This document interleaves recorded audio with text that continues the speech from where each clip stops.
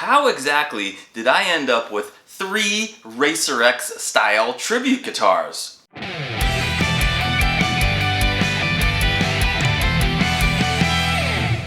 Don't go anywhere, guys, because coming up at the end of the video, I'm gonna do my full Racer X shred demo. I know I'm probably in the minority when I say that I prefer the orange guitar over the pink guitar.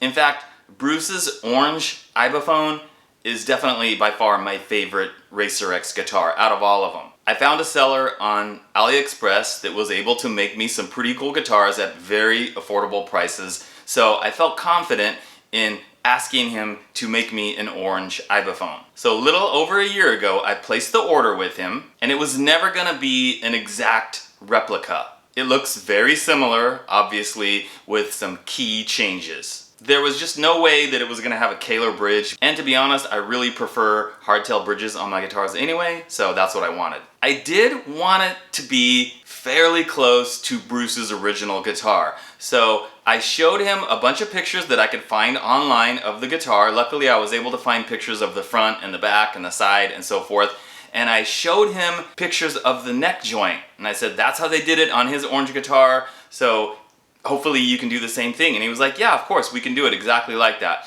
And then of course I said, okay, instead of the Kaler, which you don't have, go ahead and put a hardtail on it.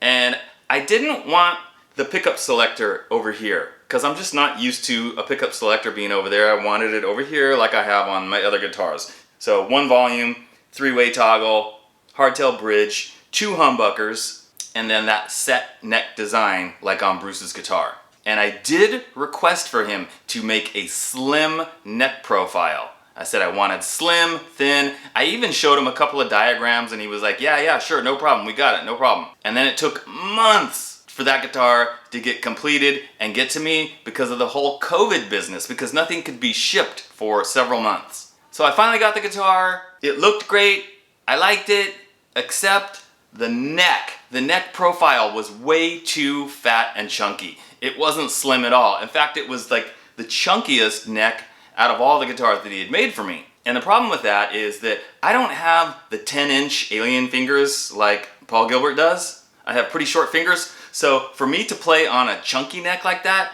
after a few minutes, I was getting a pain in the back of my hand, and it was just, too uncomfortable for me. So I was like, I'm gonna try to sell that one, and then I'll have him make me another one. And then that's exactly what I ended up doing. And this time I was very careful to give him measurements on the neck. Every part of the neck, as far as the thickness, the nut, everywhere. And then another key change I made was, I said, we're not gonna do a set neck on this one. We're gonna do a bolt-on neck. Because I was worried about the paint on the back of the neck. They put a lot of paint on these guitars. It's pretty thick, and that's gonna add to the thickness. Plus the other thing was, on a lot of my guitars, I have to take the neck off and shim the neck. So obviously on a set neck, you can't do that. So, okay, order was in. 4 months later, about 4 months later, I finally get this guitar. Looks great. The neck is perfect. It's awesome. It's unbelievable. These are actual Dunlop 6100 jumbo frets. They pretty much just kind of have one size at the factory. And I asked the guy if he could get frets that matched the size of the 6100, and he couldn't exactly. So what I did was I bought a pack of Dunlop 6100 frets here, and then I mailed them to him, and he installed them on the guitar for me. So that was pretty cool. So I get the guitar, right? And if you've watched my other videos, you already know where this story is going. The bridge was placed too far back, about a ½ an inch. And you know what that means? You can't get proper intonation. I emailed the guy. I tell him about the problem. He didn't believe me. He was pretty mad that I messaged him about it because he thought I made it up, because he thought I was just trying to get something for free. So I had to show him a bunch of pictures with the tape measure to prove that yes, the bridge was in the wrong place. Finally, he believed me, and he knew it was a mistake that they made. So his solution was, I'm gonna make you a whole new guitar for free. How did I get this guitar playable? So what I had to do was, I had to take the bridge off, move it up about a ½ an inch, drill 4 new holes very carefully, and then put it back on. So by doing that, guys, see these 6 holes in the back here for the strings? They are not usable. because those holes now do not line up with the bridge. But it's no big deal because this bridge, you can string the strings through the back of the bridge also. Now, since I had already received 2 orange guitars, I said, hey, for this third one you're making me, let's do pink. So that's how I ended up with the pink guitar. Pretty much the same specs as the orange one. So on both guitars, I changed both pickups. On the pink one, the humbucker was changed to a high output Dawnless pickup. I have Dawnless pickups in a whole bunch of my guitars. They sound great and they're like 20 bucks each. This one, okay, it's a Paul Gilbert guitar. Well, what do you have to have in a Paul Gilbert guitar? You gotta have a mini humbucker. I got this on Amazon for about $17. So same setup on this one, guys. Hardtail bridge, 1 volume, bolt-on neck, slim neck profile, painted headstock with the Ibanez logo on it. Okay, there is one downside to both of these guitars, and that is the upper fret access. It's not good. And that's due to the fact, of course, that I had them do bolt-on necks, unlike the first guitar that had the set neck. Now, if you're wondering if one of the guitars plays better than the other, or sounds better than the other, or I prefer that one to the other one, yes.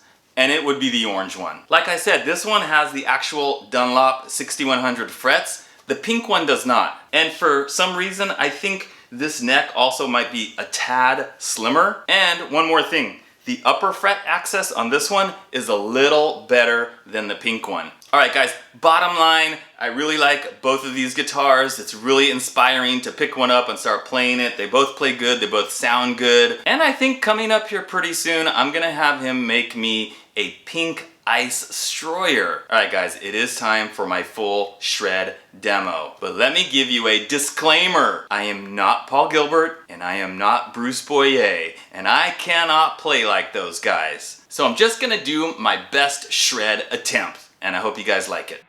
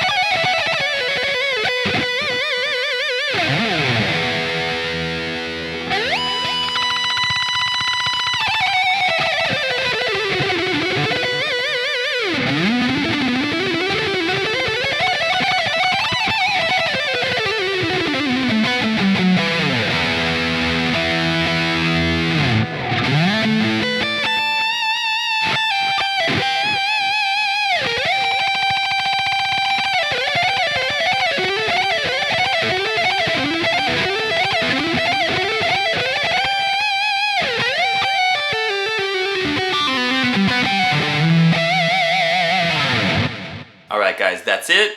I hope you enjoyed the video. Be sure to hit the subscribe button and leave a comment and let me know what you think, and I'll see you in the next video.